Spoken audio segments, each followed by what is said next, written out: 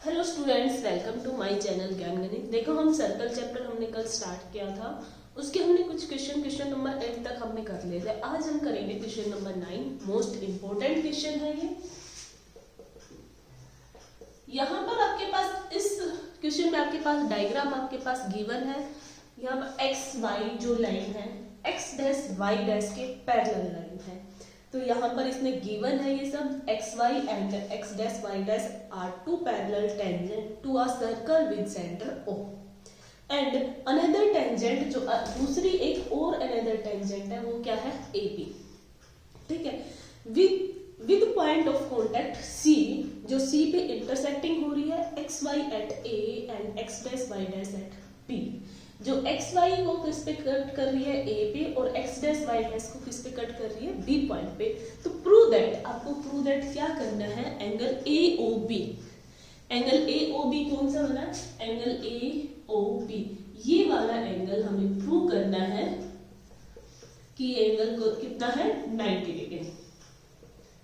ये चीज है। सबसे पहले आप लिख लोगे आपके पास गिवन क्या है।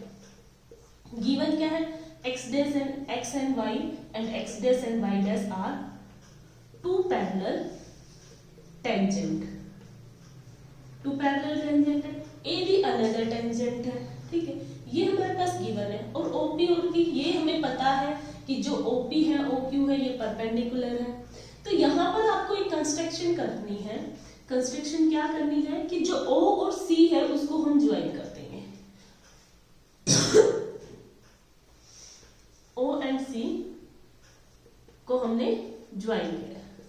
ठीक है, अब ये तो आपकी होगी कंस्ट्रक्शन, होगी आपके पास गिवन। अब आपको करना है प्रूफ। देखो प्रूफ कैसे करेंगे। देखिए, हमने इसको O और C को ज्वाइन कर दिया। अब आपको प्रूफ दैट करना है। सबसे पहले आपने गिवन लिखा, प्रूफ दैट लिखा, जो आपने कंस्ट्रक्शन की वो कर दिया।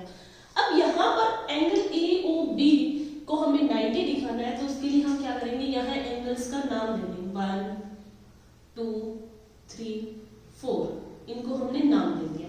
अगर हम एंगल 1 इक्वल टू 2 दिखा दें, 3 इक्वल टू 4, ये एंगल आपस में इक्वल है, ये एंगल इक्वल है और 3 एंगल 4 के इक्वल है। तो ये एक स्ट्रेट लाइन आपको डायमीटर दिख रही है। एक स्ट्रेट लाइन पे एंगल का सम कितना होता है 180। तो हम इजीली इसको बता सकते हैं। तो हमें क्या करना है, एंगल 1 और 2 को इक्वल दिखाना है। उसके लिए हमें क्या लेना है, इन are triangle sorry PAO and CAO, हम ये दोनों ट्रायंगल ले लेंगे। इन दोनों ट्रायंगल को हम कॉन्ग्रुएंट दिखाएंगे। कैसे, अब यहां से देखना PA equal to CA। PA equal to CA equal क्यों है, क्योंकि ये लेंथ ऑफ टेंजेंट है।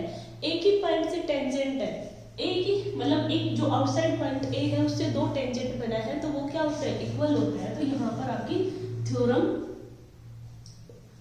जो सेकंड है 10.2, उस थ्योरम से ये क्या हो गया, इक्वल हो गया।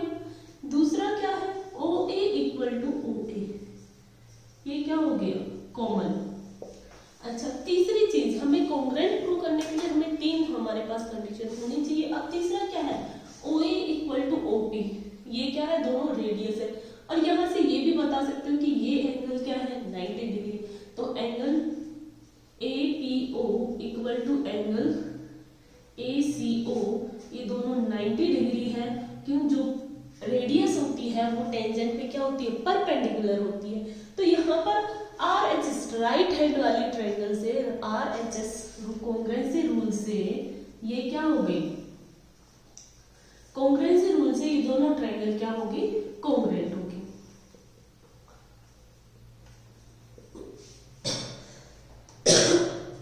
दोनों ट्रायंगल कॉन्ग्रुएंट हो गई।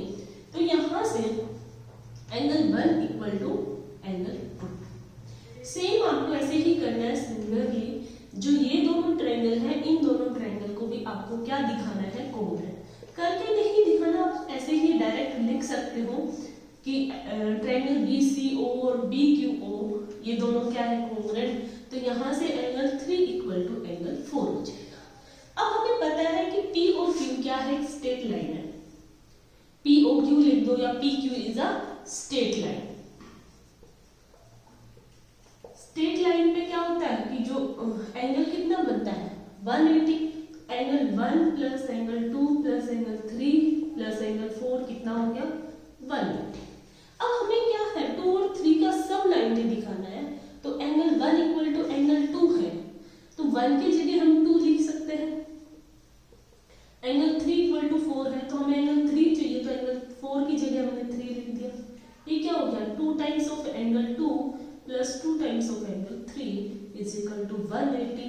एंगल 2 प्लस एंगल 3 कितना हो गया 90, 2 से कैंसिल हो जाएगा। और एंगल 2 प्लस 3 क्या बन रहा है angle AOC is equal to 90। यही आपको क्या करके दिखाना था प्रूव दैट। बिल्कुल इजी क्वेश्चन है और इम्पोर्टेंट भी है। सबसे पहले आपने O और C को ज्वाइन करना है, इन दोनों ट्रायंगल को कॉन्ग्रुएंट दिखा देना है, यहाँ से ये दोनों ट्रायंगल को सिमिलरली लिख देना है और फिर सारे एंगल का सम कर देना है। बिल्कुल इजी है। अब देखो नेक्स्ट क्वेश्चन।